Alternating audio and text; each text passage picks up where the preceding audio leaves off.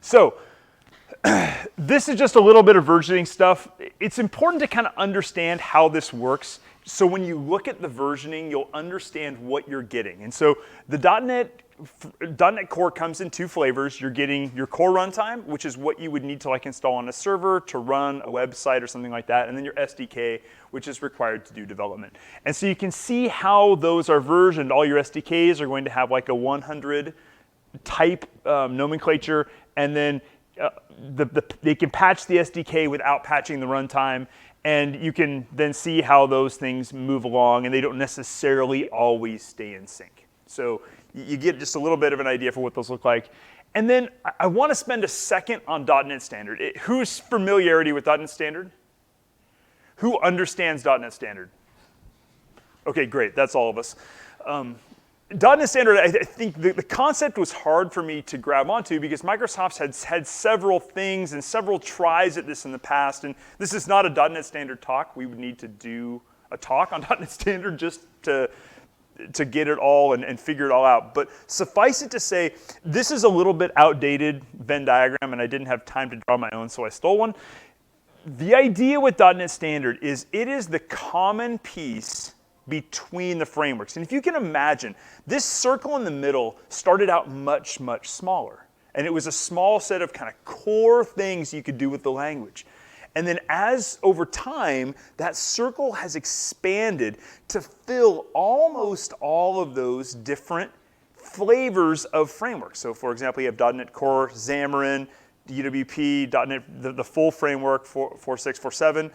Those kinds of things as that goes out. Now we're up to 2.2, or I'm sorry, 2.1 here in 3.0, and I think there may be one more coming. Well, obviously there will be more coming. But the idea is that as these grow, the footprint of functions grows with them, and so you get more and more things. Now, it's not the kind of thing where you want to use the latest one. Actually want to use the smallest one that you can, because that's showing that you have the smallest possible footprint. And if you're, for example, releasing a DLL, that is, I want to use Net Standard 1.6, that's all I need. You can use that, and then that says, hey, I'm only using these things. So it's not necessarily about having the biggest number, which you would normally chase. It's kind of about going in the other direction.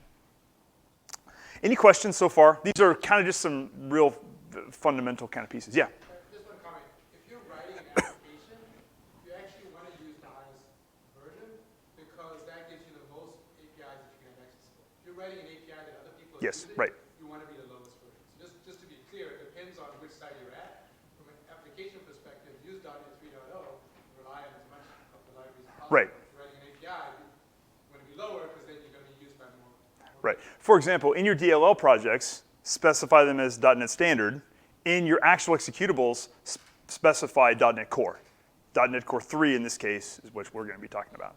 So. And one other comment is, I don't think there's another .NET Standard. I think it's unlikely. Oh, really? So .NET Standard 2.1 is probably the latest because after .NET 3, .NET Core 3, we're going to get, so let's be very clear about me.